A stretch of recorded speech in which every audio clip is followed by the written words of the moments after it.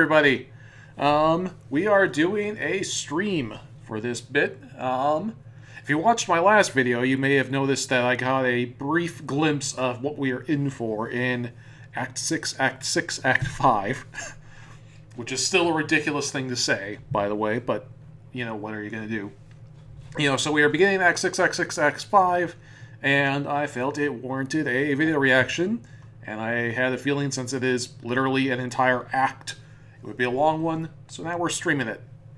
And Chad is freaking out because I mentioned a fanfic that I'm writing, which is Those of you who, it's like, if you stalk me on Tumblr, you might find, the first couple chapters of it, but whatever. Anyway, we're not here for that now. We're here for Homestuck.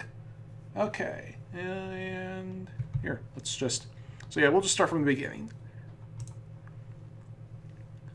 Now again, I watched this video on Monday already, so this is not going to be a blind reaction to this particular section. So why are there 3 acts again? It's kind of an in-joke, really. Basically, Act 6 is fractal, because, first, there are the first 4 acts of Homestuck. I can explain this while this video is going, since I saw it already. So there are the first 4 acts of Homestuck, right? And they're both completely normal, and all 4 of them are completely normal.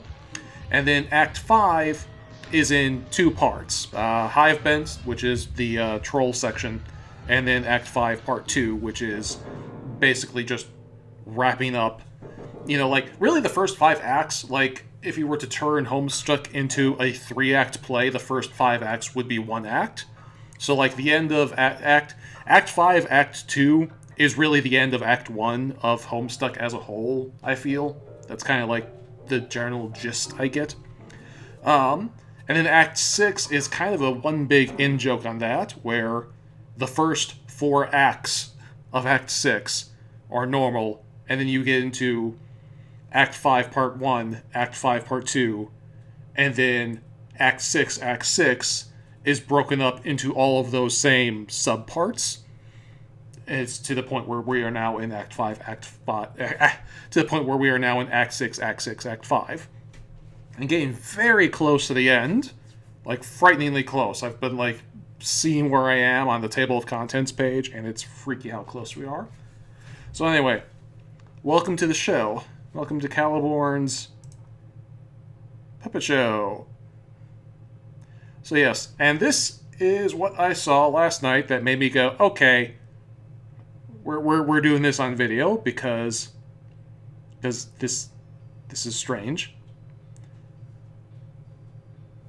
It says there is sound there, so can't really hear anything. Here, I'm going to have to crank that up for you guys, too.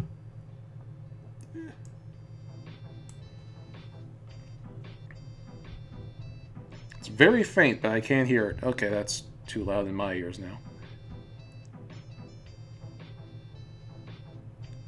Okay. Anyway. So nice of you to join me.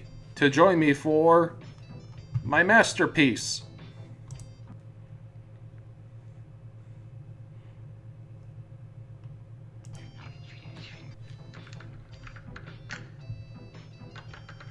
What was that noise?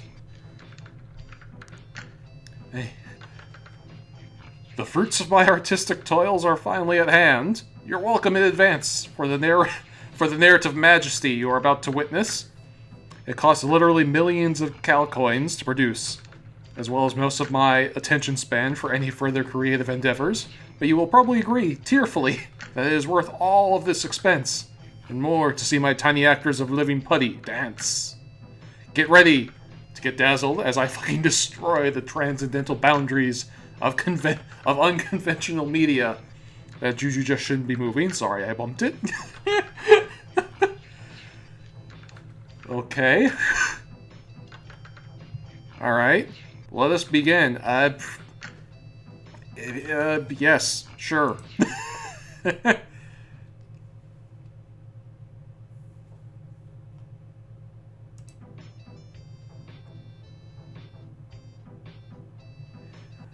The tale my masterpiece describes is basically a spoiler to the ending of things.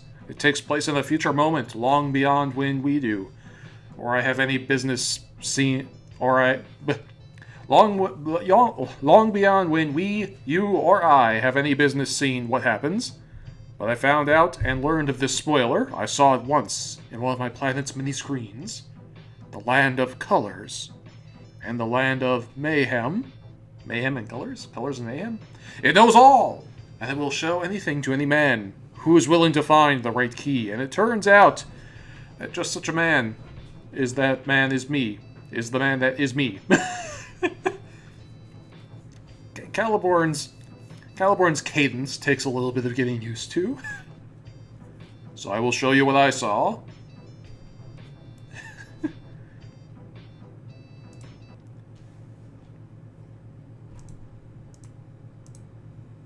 Yep. Bow. It's not bad, actually. Not with the crude two-dimensional shapes from my computer pencil, but with the lavish 2+ dimensional forms of my ground-breaking clay puppets. Behold as I innovate objects of artistic expression, which you trashy fuck munches never thought to pioneer before in a million years. Here's a shot of me bowing in advance for being great. I mean, I'm pretty sure Potter Puppet Pals was around by this point. In fact, yes, I'm sure of it. I remember that shit from when I was in high school. Dear Lord. I've been told that these are not actually hosted on Vine. They just have the Vine watermark. It's like, okay, that's a little creepy. Ah yes, movie magic at its best. I will tell you what I saw in the screen. Believe me when I say that it happened precisely as I show you here, shot for shot. This takes place after I got the magic rainbow eyes, and yet still before I am huge and wear a dapper trench coat for winners. But as you can see, at this point in my rise to dominant invincibility, I'm feeling pretty chuffed about myself. My power is sick, and my special eyeballs are gnarly as can be. I would tell you I can hardly rate to be this cool, but as you know, I'm a man of patience and a plume. So that's another thing that's happening to him.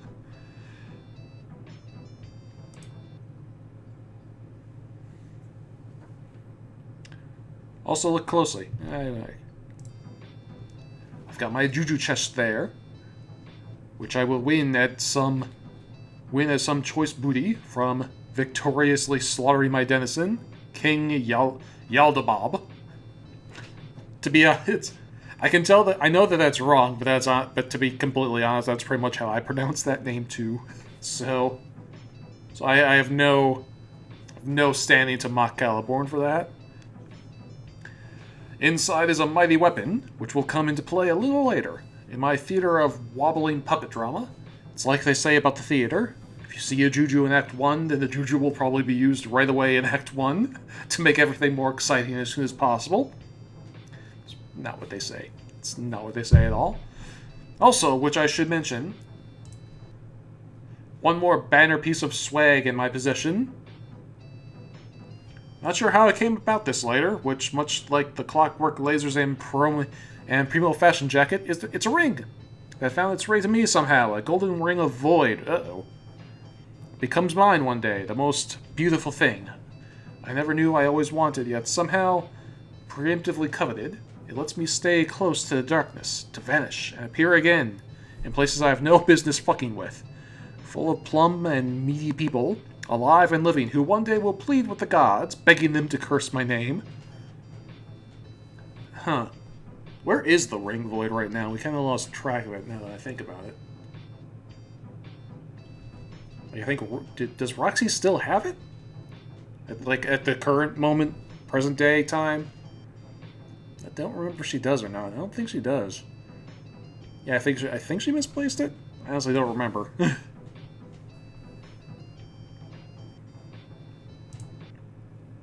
Yeah, like she has the life ring now. John just gave it to her. We saw that.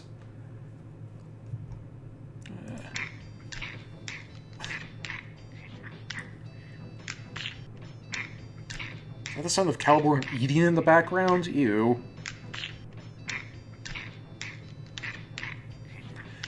The classic honk Here I am lording it over my minions, the classic honk friend, my rabbit pal for life, and my floppy puppet buddy, I'm bossing them around, being the shit, as always, whatever.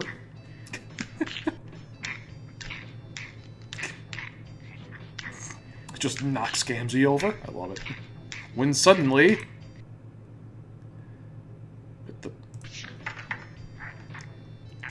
Huh? When suddenly 8 assholes snuggle up in their goofy pajamas, appear out of nowhere for some wrestling royale with yours truly. They all steal a ride with the windprick's snappy ghost magic to catch me unawares. It worked! Judging from my skull expression, it was really, really surprised. Uh-oh. I do not like where this is going. Let's see. Let's see, 8 of them. Let's see, who all... So is that just all the kids, I guess? Because, I mean...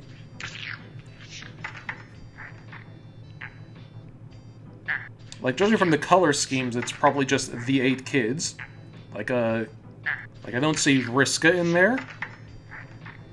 And yeah, because, like, those are the only, you know, gods in play. The god tier kids. It's the 8 humans and Vriska. But there are only 8 of them, and I don't think Vriska's among them. But then they all died, I think. Yeah. Yeah, I don't like where this is going. I don't like where this is going at all. But then my skull turns giddy and sinister because I know in my heart that truly they are about to get owned. Yeah. They are all frisky and ready to fight. I can tell they are psyched about this. Like they've been planning it and biding their time, and now they think they are strong enough to overtake me, if only because of the surprisingness of their ambush. And maybe they are right. Maybe they could beat me. They have a lot of fighting levels and magic boons now, just like me. But see, I don't even give them the chance. Because you have a superior weapon. I guess I have a superior weapon. A plot hole, I believe. And I see no reason not to use it right away. What would be a fucking point in holding out? Suspense? Bullshit. I'm pulling out the big guns nigh instantaneously because I think like a great winner. But like most things that are good, the thing has limitations. The rules and stuff. Oh, this is... We heard about this already. Like, it's... Like Arania said that, like, the plot hole that... Like, you know, it's like... Which is what we've been calling the Juju. It's like, Caliborn used it once, or Lord English, or whoever, whichever title he was going by when he used it. He used it once, and now he can never use it again. And now it's the key to his defeat. And this is him using it in the future because fuck causality, because this is Homestuck. Okay, so that's where we are. Or that's, yeah. So from the Juju's perspective, this is before John touched it. All Jujus have rules. The cooler the Juju, the trickier the rules. For one thing, this weapon can only be used against 4 guys at a time, because its shape has like 4 slots or something. So I chose my targets carefully. I select the 4 of these jokers whom I deem the greatest threat to me. The blue Philistine with the belligerent fists, of course. So he can't own me again. Okay, so that would be John. So he cannot hurt me again with hurtful insults to my art. Also the alpha male and his smooth ways. Say goodbye to him too. I couldn't risk messing with his sword, which I understand to be the only thing in reality that is poison to my invincibility. Because of an illegal ingredient. A white round circle of total knowledge. I targeted their 2 corresponding females as well, because why not? The dog one is a nightmare of powers, and the orange one perturbs me with her dictionary blather. Good riddance to bad teens. Okay, and so there go the beta kids. Alright.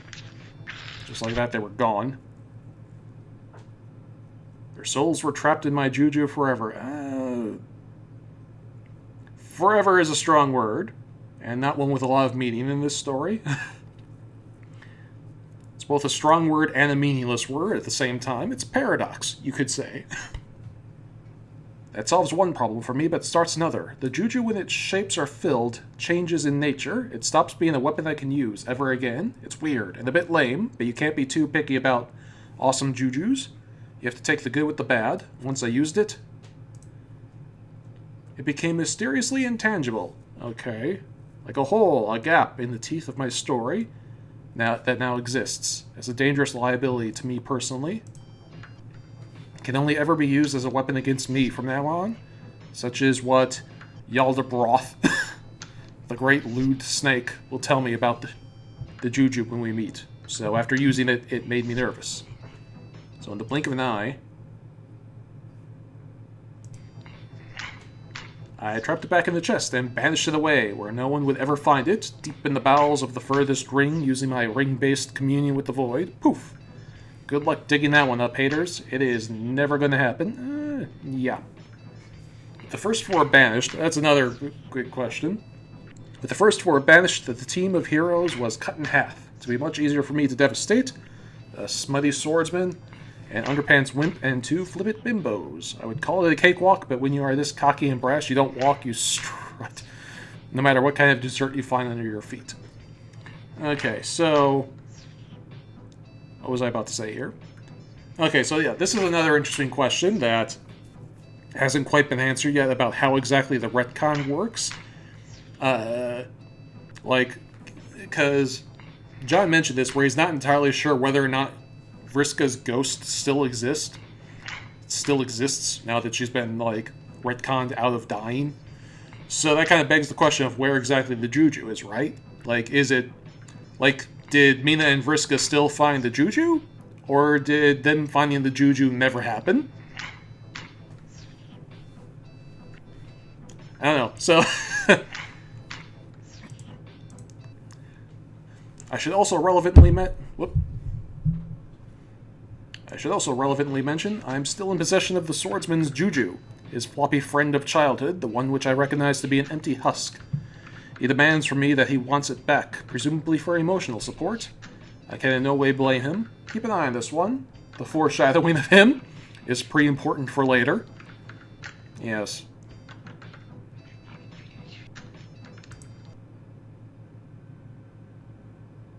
That was when the pummeling begins. Yep. The fracas is loud and large. Power levels are off the charts. You can't even follow what's happening with your eyes. I'm mostly toying with them, though. Yeah. It's all too easy for an ascended lord boy like me. I have a platter full of knuckle sandwiches to go around, plus other human food products you're familiar with.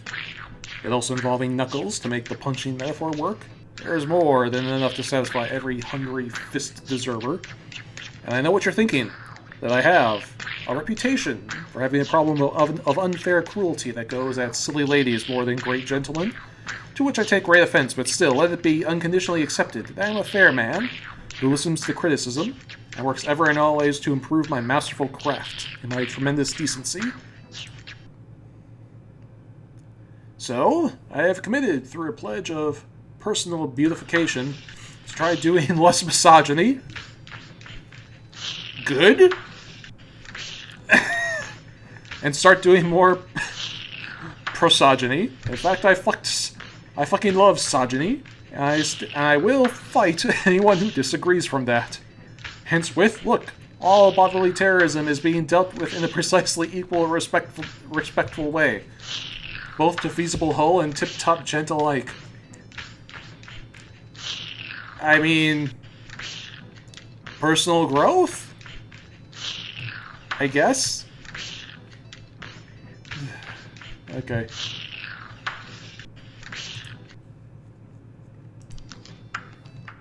I'm ruining them, really? It's not even a contest. They're a bunch of pitiful emotion children. I turn the volume down just a bit for you guys.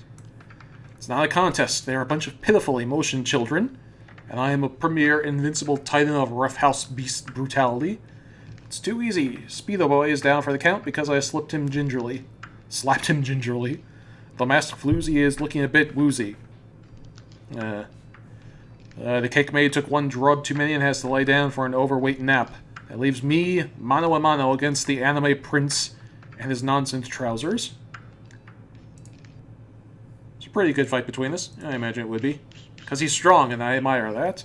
Why shouldn't I let a battle happen for longer when two tough dudes are involved, strutting their stuff? But in the end, his sharp glasses and sword machoism weren't enough. I got the supreme drop on his powerful body with my wrestling moves. My overconfidence was my Achilles heel, though. My Achilles downfall, though. I made admittedly the amateur boner. I turned my back on the body. The crybaby in the yellow panties got upset with me. That I was wailing so excellently on his increasingly battered pretty boy ninja stud. And by upset, I mean he threw a full-fledged tantrum of pure hope!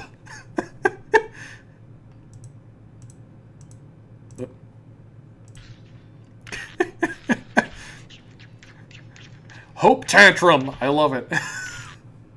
The hope, my god. It was blinding. Beautiful, even. Okay, maybe the cotton isn't doing it justice. Oh yeah, maybe that just looks stupid. How did Cal get way up there? You know, you try things, and sometimes it just looks like shit. Let's call this my one and only fuck-up in history. Well, my second, maybe. Second only to underestimating this sad sack wuss of hope, who knew that such a simpering charlatan had such an outburst stowed in his girly bosom. Clearly not I, even though I had the information well in advance. It was just that surprising. Seems that hope power is overwhelming. Okay, like the it's a lot of cotton. Even to the clockwork mahjong, it looked like I thought I could use my rainbow seizure field to overpower his massive gay hope bubble. Alas, it was my perfectly justified hubris which bit me in the ass. In this end, even though I'm sure it must have known this outcome was going to happen, and can still be worth it to get owned if it means having a lot of self-esteemed hubris about yourself. If you say so. And so, the English boy deals me my first defeat ever since ascending to an invincible Technicolor Time Kid. I get dunked as fuck. And land square in my bottom. I remain prone for several minutes, staring at the ceiling, blinking a bit, pondering where things went wrong in life. How I, the Lord of Time, could experience such woeful ownage. So basically exactly like what happened when John beat you up. Got a nice little, like, father-like-son moment parallel there, because, like, you know, John and Jake, you know, whatever. You get it. You get it. I don't have to explain it. There is no bodily harm, of course, except to my incredible ego, which is a fate worse than getting broken bones. So I just lay there, thinking sadly, achieving some depression. I'm sure at this point, I turn to thoughts of respect. Respect for the punished ass. For the pansied-ass, pretty-legged page, and his maybe accidental pop prowess. I misestimated him, and admiration happens in my breast. Maybe I'll jack his swagger too, as he once did mine. Maybe after a lifetime of utterly deserved humiliation, sobby, and spontaneous urination, he'll earn that much. So Jake took his, you know, personal stylings, based his, you know, sense of style off of Lord English, who is basing his sense of style off of Jake. I love Paradox Space, I really do. The clue here is that I steal his name. God, you thick stupid fucks, why do I bother with subtext? Or find literally a nuisance? God, fuck, God, I take his name later. English, that's me later. That's my name, you stupid brainless fucks. Holy shit, you were dumb as bozos. Come on, God. Meanwhile, Strider regroups for his trouncing. All the cotton's still hanging all over the place. And sees his chance to do away with me for good. He knows by now that he can't kill me, but he can do his next best thing, which is to banish my soul. He's hurt bad and is slow to use his pink soul killing spell. This gives me time to rebound from my shameful ass whooping too, and pull my sorry butt out of the own zone. So I get up and summon horses. I nearly get the drop on him before he releases his spell, but then, what's this? I don't know, I need to take a drink.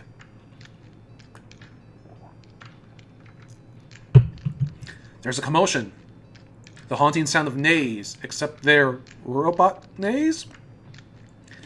That is when the horses come into play. The goddamn horses? What?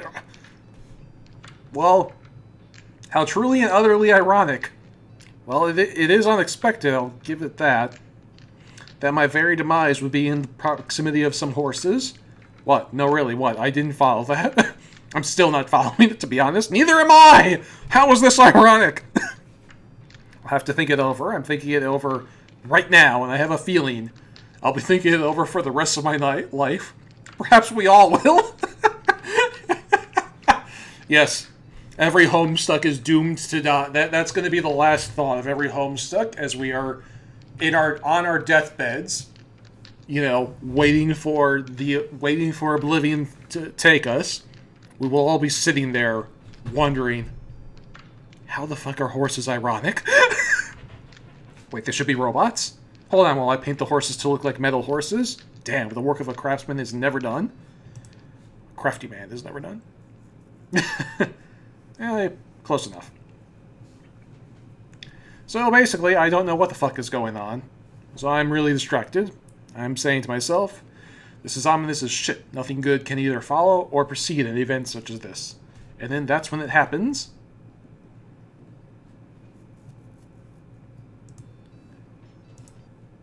The sweaty, muscular ghost appears out of nowhere. Oh, hey! Equius sprite. I have no idea who he is or where he came from. Judging from the face of the guys, they don't either. Nobody sees this coming. It is a total ambuscade, and my skeleton jaw is dropped as shit. He pins me in place with his ripped muscles and I'm completely immobilized. Partly because of the strength, but also due to my awe and admiration. I just can't move. Well, I mean... Equius is a void hero. So I guess he can just come out of nowhere like that. This gives Dirk just the time he needs to do his flamboyant pink spell. He owns me completely, but sadly to Dirk maybe, it also owns the muscle hero. Both of our souls are consumed by the enchantment. My cat. Cat's climbing around in my lap. 1 second. I think he thought he could destroy my soul. But he bit off more than his fleshy skull could chew. So he used his irony again and stuck my soul in this Juju, exactly the way I stuck his buddies in my Juju, the one I got from my Yodel Burger. It's like poetic justice, I guess, except puppetry instead of poetry, so puppetic justice. Oh yes, I like that. The muscle ghost came along too for the ride, and I guess his soul got trapped in there too? I have no idea what that means, neither do I. Honestly, it's disturbing as hell, and I prefer not to dwell on its greater ramifications to my long-term existence. Maybe it's good, or maybe it's dumb. Maybe it's good and dumb, or smart and bad. There are so many words things can be when you're confused. Yeah, that is kind of a... Yeah. It's... Yeah, I'm just thinking about the implications of the Lord English being partially Caliborn, partially Dirk's robot doppelganger, partially Equius. I don't know. I don't know, man.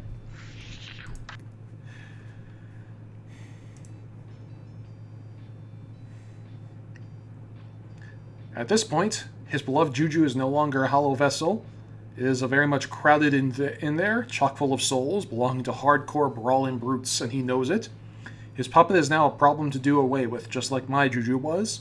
So they do the same basic thing. They get their Dunkard Sorceress of Void to banish the puppet once and for all into the darkness, never to be found again by probing hands of meat. Yes, never to be found.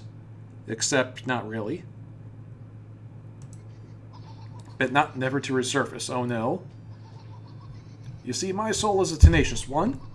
I know this fact firsthand, because it has been inside my brain all my life. Can you hear that laughter? It's creepy as fuck.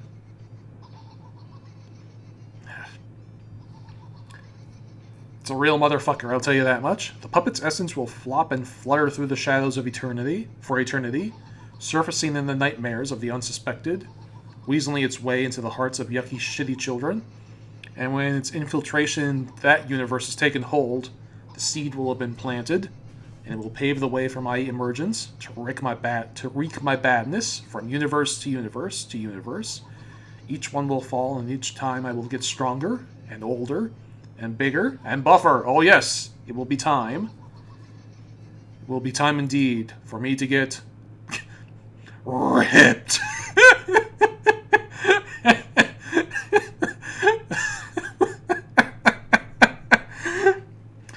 Okay. The build-up was worth it. I was not expecting that. Okay. And now, if you will excuse me, I must put down the toys and ways of a child and confront the big things of becoming a huge man. My dueling the supreme beast of my legend land, his serpentine eminence, Yogurt Boner himself.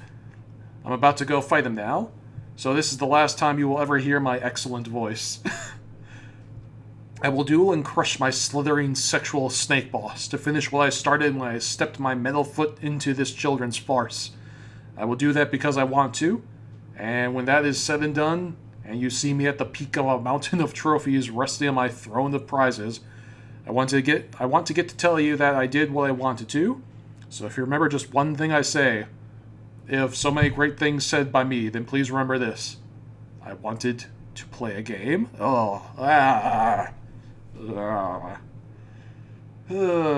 Okay. MSPA reader. That's a little out of date now, isn't it?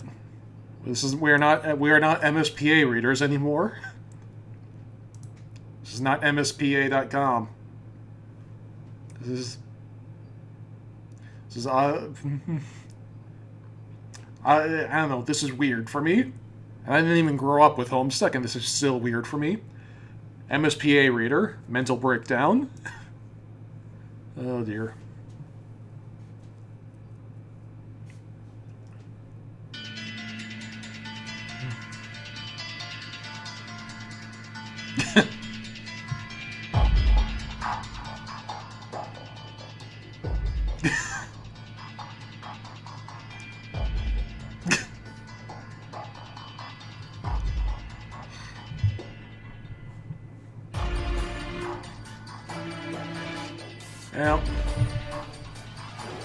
Yeah, I've charted out this whole history of Cal before.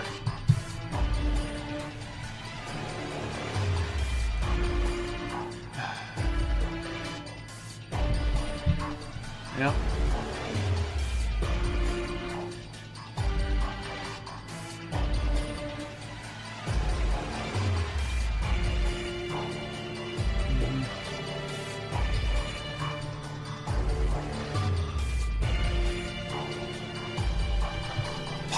Awesome. Really all there is to say.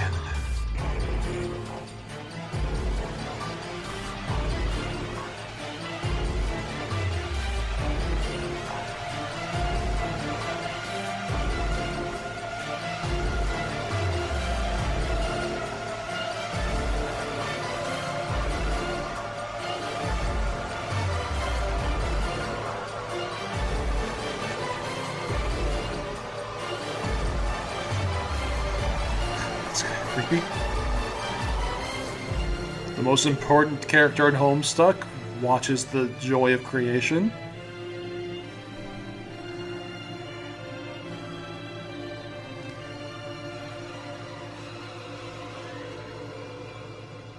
MSPA Raider Spade Black Rom with Homestuck Reader. Meanwhile, in the other timeline,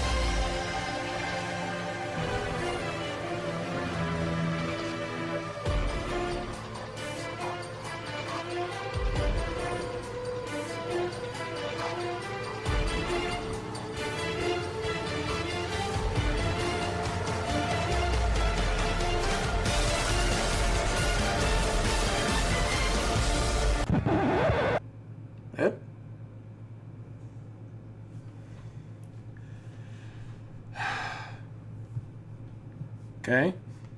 Who's interrupting our mental breakdown? Whoop. Where's my mouse? There's my mouse. Ah. Hey, Vriska. Here to give us a little sense of something? Hope? Anything?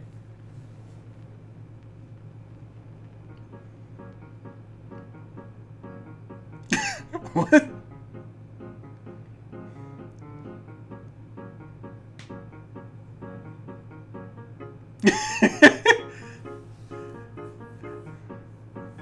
So is this just like a little slideshow of how the 3 years went with Vriska around?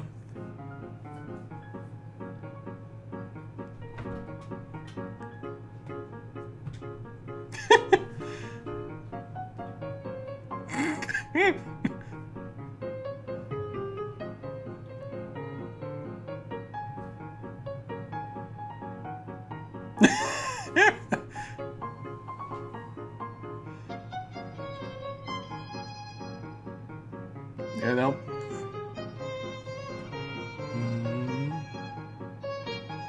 Good girl. Good girl, Terezi. Hey, and there's Vriska.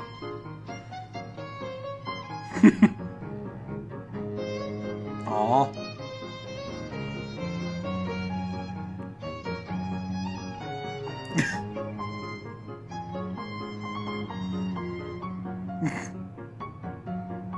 Oh.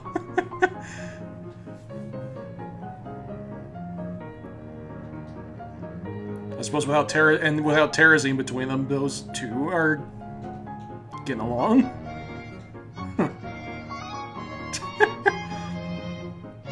Well, this is just all very adorable.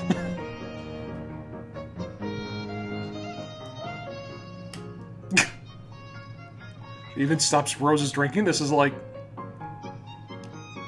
This is getting bizarre, to be honest. Aww.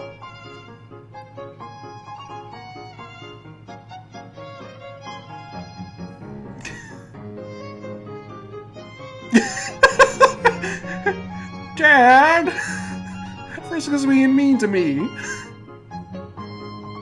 Oh, hey. Ghost Vriska is still around.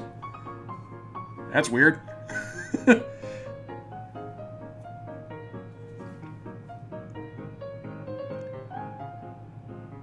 Yeah, and just Tavra's sprite. Okay. Okay.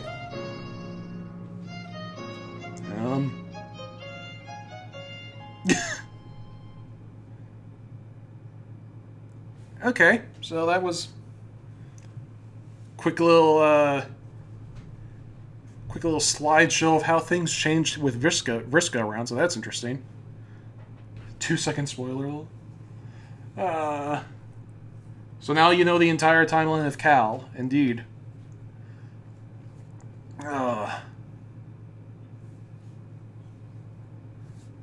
I was so seriously made a flash. I was literally just him showing how well foreshadowed Lord English's origin story was. Yeah.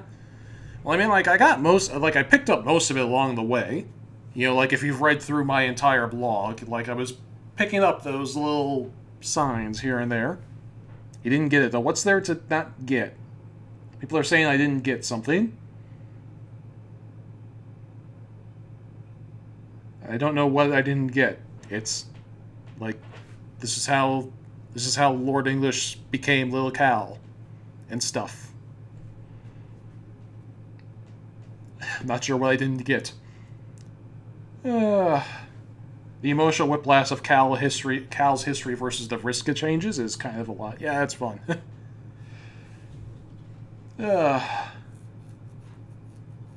Lord English was 4 parts: Caliborn, OG Gamzee, and Aquarius. Half OG Gamzee. Okay. Okay. Both timelines still have something else getting pulled into Lil Cal. Oh. Okay.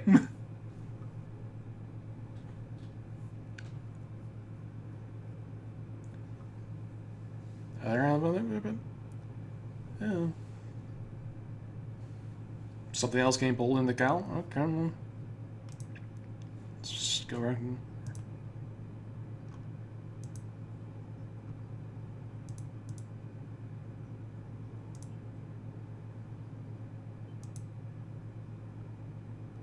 Oh yeah, Gamgee was in there too. Wait, yeah, so, okay. And that explains the honks. Okay. Sure. The honk, the strength, and Scratch's personality. Okay. Cool, I guess.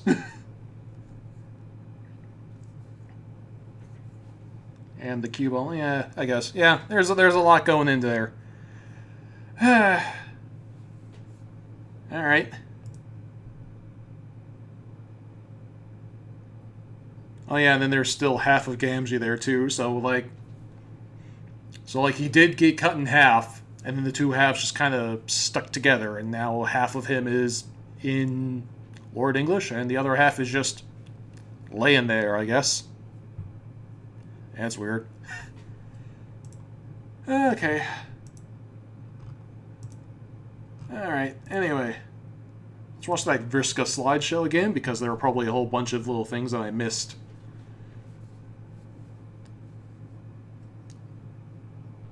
The bad half went to LE. The good half, there's a good half.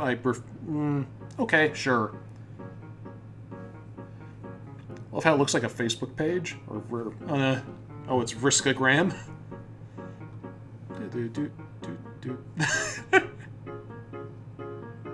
Stoner half, I guess.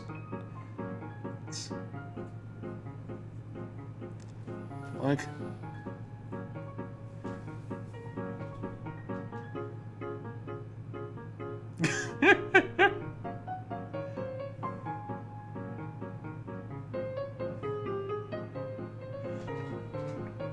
So without Terezi being, like, coming between them, Dirt Cat looks like kind of becomes official from the looks of things.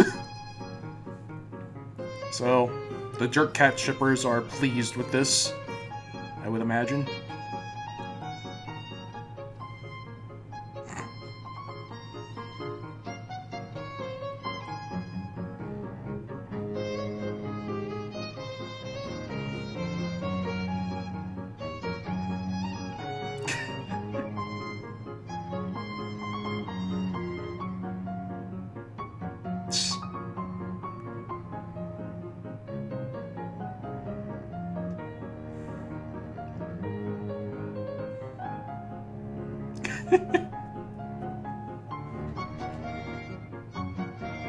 Oh, come on, girls, it's adorable.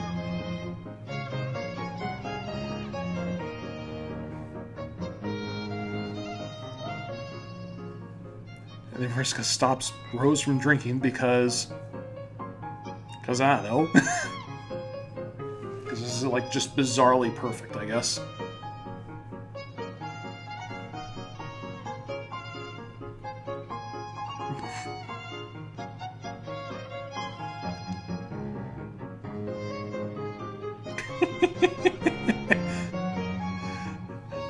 That's probably my favorite image in this whole thing is... Actually, I think it's a toss-up between Gamgee complaining to his dad about Vriska and Vriska finding out that there's a ghost version of her. You know, dating a 19-year-old her imperial condescension.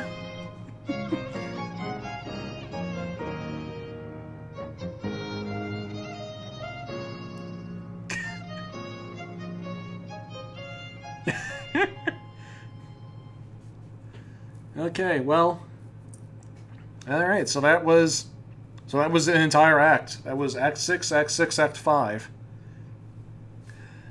So that was okay. So, you know, I mean, we learned some things.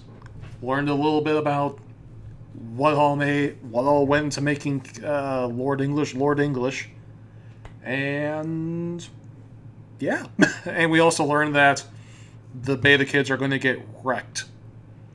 Not sure how they're going to get out of that one, but I'm sure they will. I mean, something will happen. It's like, yeah, they're stuck in there forever, but forever is a word that means a lot and not very much at all at the same time, because this is paradox space. Anyway, so I am going to stop the recording here, upload it to YouTube, post it on Tumblr, and get back to reading Act 6, Act 6, Intermission 5. So yeah, I'll see you there. Bye-bye.